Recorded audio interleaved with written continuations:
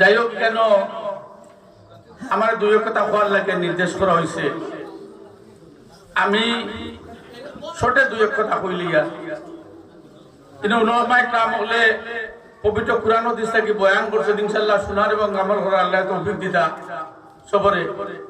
আর আমি ওটা বলতাম সাইয়া যে আমরা মুসলমান হিসাবে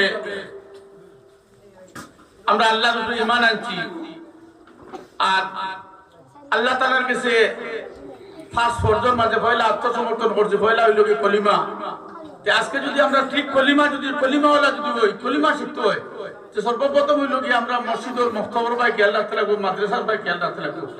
আজকের দিনে যে জায়গায় চাই, আগে যে জায়গা দিয়ে যাচ্ছে 200 মাদ্রাসার 200 ছাত্র আসলে আজকের দিনে 100 পাওয়া যায় না। মাদ্রাসার ছাত্র দেবা কমাই লিছু, এমন এক দিনে আমরা উলামায়ে কেরাম পাইতাম না। ই না বাবার রহস্য আগে আসলো এখন মহল্লা 100-150 করে 200 করে মহল্লা আসলো, মসজিদ আসলো, বড় বড় মহল্লা আসলো। আজকের দিনে কোন এক গ্রামের মধ্যে 2-3টা মসজিদ থাকার কারণে মসজিদের পর্যাপ্ত উলামায়ে কেরাম যে স্যালারি যেটা পাইতা এটা কম পাইতা। আজকের দিনে সালাত মানুষের যে কোনো কিছু একটা বাচ্চারা যদি আমি পড়াইতে আশা করি পড়াই আমার পুরাটা ডক্টর বানাইতাম, কিন্তু মাদ্রাসা পড়াইয়া লাস্টে ইন্ডিপেন্ডেন্ট ছিল দেখলা মানুষের দেখলা যে আমার বাচ্চাদের জীবনে যদি ইমামতি করে 10,000 ভালো হইতো না জীবনে এই বেতন। এর লাগে আমরা সবে খেয়াল করি, আমরা প্রত্যেক মহলার মেসাবগুলোরে আমরা বেতন তো এত বাড়াইয়া দেওয়ার চেষ্টা করতাম। তার লাগে আর দুঃখ লাগে আজকে আমরা যারা দৈনিক পয়সা হলে মানুষ আমরা 30 দিনের মধ্যে 10 দিনে মাস ইংলিশ মিডিয়ামে বাচ্চাই পড়াইয়া 10 দিনে মাস পড়াইয়া 5 লাখ টাকা দিলি, কিন্তু আমরা মসজিদও 200 টাকা দিতে আমরা খুব জবর হয়। এর লাগিয়া সবে যদি দুনিয়ার যদি সার্থক করতাম চাই যে আমরা বাচ্চান্তরে সুশিক্ষায় শিক্ষিত বানাইতে লাগবো, বাচ্চান্তরে পড়াইতাম, দিনই পড়াইতাম, জেনারেল শিক্ষা পড়াইতাম। যেটা আজকের দিনে আজকের যে সরকার আছে এই সরকারে শিক্ষার উপরে চাকরি দিব, তোমার রেজাল্টের উপরে চাকরি দিব, মেরিটের উপরে চাকরি পাইবা। এক সময় আসলো টাকার বিনিময়ে চাকরি পাওয়া গেছে, আজকের দিনে পাওয়া যায় না।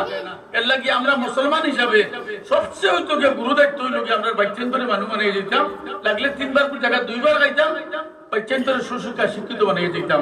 তখন আমার ফ্যামিলি তো শান্তি হয়ে দিব, আমার বাচ্চা আল্লাহ সুন্নাহওয়ালা হয়ে দিব, আমার সব নিয়ম নীতি সব ঠিক হয়ে যাব। আর আমি কেন আর বেশি মাতিয়ার না, আমার সালেম সাহেব আইসন সুন্দর করে নিজেও বুঝা কত ওয়াজ শুনলাম, ওই কিন্তু আমি যাইতাম বহুত দূরই বাউরি ঘাট যাইতাম মনে। এর লাগে এখানে মসজিদ হয়ে গেলে 1 নম্বর মাছ বুঝি টয়লেটের প্রবলেম। আমি মাতিছি আমার মানুষের লেখাই আছে 1.5 লাখ টাকা দেবো টয়লেট লাগিয়া। আর মাঝে নিজের ব্যক্তিগত থেকে 20,000 আমি দিব, আমার মালের পাই আনিয়া দিব, দিয়া পুরাই আপনার লাগাই দিব মসজিদের জন্য ইনশাল্লাহ। সব ভাই তো দেবা অনুযোগ রাখি, মাল রুজির কোনো লাইন নাই ভাই। এর লাগিয়া 20,000 দিব আমার ব্যক্তিগত তহবিল দেখিয়া, আর 1.5 লাখ টাকা দেবো গভর্নমেন্টের পয়সা। ওই ঘুরাইবে সবে সবে ঘুরাইয়া করবে। আচ্ছা 30,000 দিলে যাও, সবার কথা রাখলাম ইনশাল্লাহ হইব।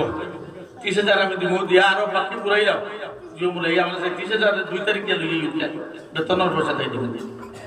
আর যদি বাসার মাধ্যমে কোনো ভুল হয় মাফ করতে। আসসালামু আলাইকুম।